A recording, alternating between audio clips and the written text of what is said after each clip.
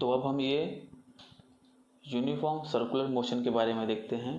तो uniform circular motion नाम से ही पता चल रहा है कि जो हमारा सर्कुलर मोशन होगा वो कैसा होगा, यूनिफॉर्म होगा। मीन्स जो हमारा पार्टिकल होगा, पार्टिकल परफॉर्मिंग सर्कुलर मोशन, उसकी जो स्पीड क्या होगी, स्पीड जो रहेगी उसकी क्या रहेगी, कांस्टेंट रहेगी। मीन्स सेम स्पीड से हमारा पार्टिकल बार बार सर्कुलर मोशन परफॉर्म करता रहेगा। अब सर्कुलर मोशन परफॉर्म कर रहा है, यूनिफॉर्म सर्कुलर मोशन आ रहा है, मीन्स उसके अंदर एक और टर्म आ जाएगा, वो कैसा है, सेंट्रीपिटल एक्सेलरेशन। तो सेंट्रीपिटल एक्सेलरेशन के बारे में देखते हैं। तो इसे दिख रहा है तुमको कि जो सेंट्रीपिटल एक्सेलरेशन है ये और कुछ नहीं, ये एक टाइप का रेडियल एक्सेलरेशन ही है। इसे समझना है तो ये एग्जांपल ले सकते हैं हम कि जैसे हम अगर हाथ में रस्सी पकड़ के एक पत्थर को बांध के इसे गोल गोल घुमाए, सॉरी कुछ गंदा ही सर्कल बन गया। अगर हम हाथ में रस्सी पकड़ के पत्थर को ऐसे गोल गोल घुमा रहे हैं तो इस केस में क्या होगा कि ये जो पत्थर होगा हमारा दूर जाने की कोशिश करेगा ना, बट जो ये हमारा थ्रेड होगा, रस्सी होगी, इसके टेंशन फोर्स की वजह से इसके ऊपर एक अंदर की तरफ पकड़ के रखने वाला फोर्स होगा ना, तो उसी को हम बोलते हैं सेंट्रीपिटल फोर्स। और इसी के अलोंग जो एक्सेलरेशन होगा उसे बोलेंगे हम सेंट्रीपिटल एक्सेलरेशन। और क्योंकि ये रेडियल के अलोंग होता है इसीलिए हम इसे रेडियल एक्सेलरेशन भी कहते हैं और इसे ए आर से डिनोट करते हैं। एंड इसका जो फॉर्मूला है यहाँ पे बहुत इंपॉर्टेंट है, गिवन है यहाँ पे कि radial acceleration a r equals to minus omega square r. तो अब इसमें ये फॉर्मूला याद रखना है कि एक्सेलरेशन का फॉर्मूला, रेडियल एक्सेलरेशन का ओमेगा स्क्वायर आर है। तो और इसमें देखो नेगेटिव, जो ये नेगेटिव मार्किंग है वो किस लिए आया है, क्योंकि ये जो इसका जो रेडियल एक्सेलरेशन है वो अंदर की तरफ है इसलिए नेगेटिव है। तो अगर यही जो रेडियल एक्सेलरेशन है ये सेंट्रीपिटल टाइप का एक्सेलरेशन है ना, मीन्स अंदर की तरफ है इसलिए नेगेटिव है। अगर सेंट्रीफ्यूगल होता, ये बाहर की तरफ होता तो ये कैसा होता, पॉजिटिव होता। बट अभी हमें वो नहीं देखना, हमें यहाँ पे देखना है कि अगर सेंट्रीपिटल रेडियल एक्सेलरेशन है मीन्स इसलिए इस पर क्या आएगा, ये सॉरी इसलिए इस पर क्या है, ये नेगेटिव साइन आया है।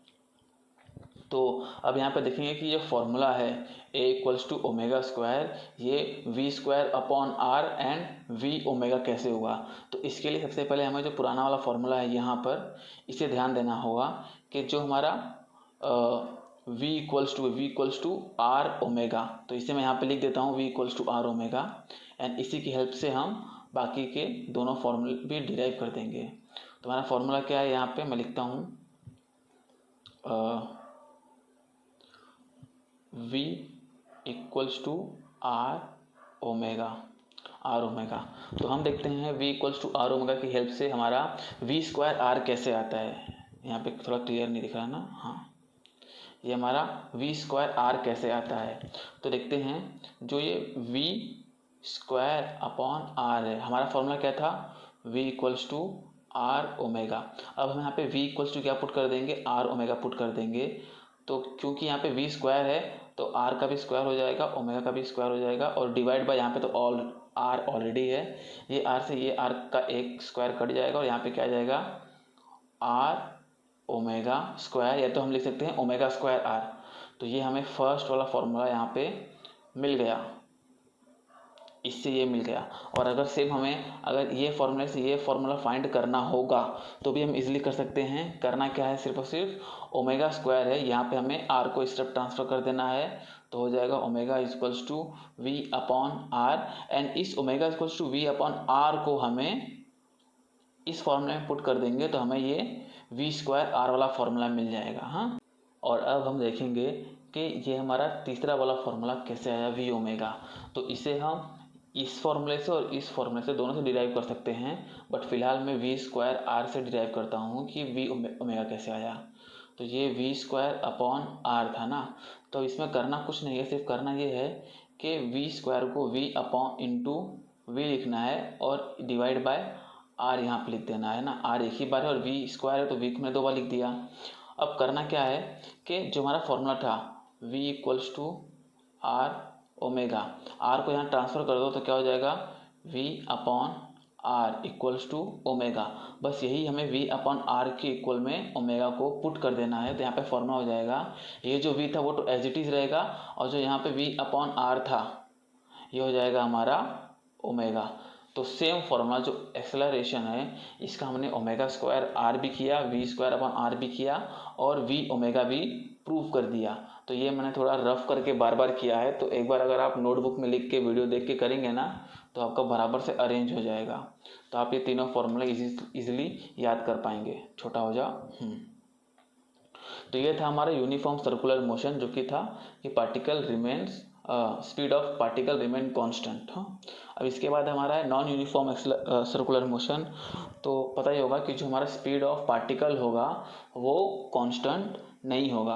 तो यहाँ पे एग्जांपल दिया है कि अगर हम फैन को बंद करके चालू करते हैं तो फैन की जो स्पीड होती है वो धीरे धीरे बढ़ती है, धीरे धीरे कम होती है। तो जो फैन की स्पीड चेंज होती रहती है, इसलिए उसका जो मोशन होगा वो नॉन यूनिफॉर्म मोशन होगा ना। और जो अर्थ का रिवॉल्यूशन है अराउंड द सन वो क्या होगा, हमारा सर्कुलर मोशन होगा। जो क्लॉक होता है उसके जो कांटे होते हैं, सुई घड़ी के जो कांटे होते हैं वो भी कैसे होते हैं, यूनिफॉर्म मोशन परफॉर्म करते हैं। तो ये सब कुछ एग्जांपल्स थे uniform and non uniform motion के। हाँ, अब यूनिफॉर्म मोशन में क्या होता है कि मैंने जैसे बताया कि स्पीड कम या ज़्यादा होती रहती है, तो इसी के अकॉर्डिंग जो हमारा ये एक्सेलरेशन है इसका डायरेक्शन चेंज होते रहता है। फॉर एग्जांपल अगर समझ लो स्पीड लगातार बढ़ रही है, हाँ स्पीड इंक्रीज हो रही है किसी भी सर्कुलर मोशन की ना, तो जाहिर सी बात है स्पीड चेंज हो रही है, मीन्स वो यूनिफॉर्म नहीं है। बट उसका जो एक्सेलरेशन होगा वो क्या होगा, अलोंग दी एंगुलर वेलोसिटी। और अगर स्पीड कम हो रही है तो जो इसका एक्सेलरेशन होगा वो क्या होगा, उसके अदर साइड होगा। इसको हम थोड़ा अच्छे से एक बार रीड करते हैं यहाँ पे।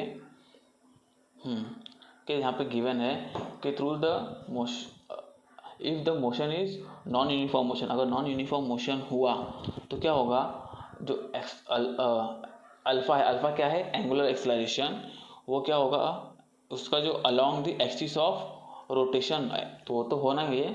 बट कैसा है ना, अगर उसकी जो स्पीड है वो इंक्रीज हो रही है, अगर जो हमारा सर्कुलर मोशन है उसकी स्पीड इंक्रीज हो रही है, तो जो हमारा एंगुलर एक्सेलरेशन होगा वो ओमेगा के सेम डायरेक्शन में होगा। ओमेगा देखो यहाँ पे दिख रहा है कि सेम डायरेक्शन में है। बट अगर हमारी स्पीड कम हो रही है तो जो हमारा डायरेक्शन ऑफ एंगुलर एक्सेलरेशन होगा वो कैसा होगा, अपोजिट साइड में होगा। जैसे कि इस कंडीशन में हमारा जो ओमेगा का डायरेक्शन वो ऊपर साइड में है और जो अल्फा का डायरेक्शन है वो नीचे साइड में है। तो ये हमारा बताया गया है कि नॉन यूनिफॉर्म मोशन में कौन से दो कंडीशन आते हैं, स्पीड इंक्रीज होने पे क्या और स्पीड डिक्रीज होने पे क्या। तो इसके बाद हमें देखना है सेंट्रीपिटल फोर्स।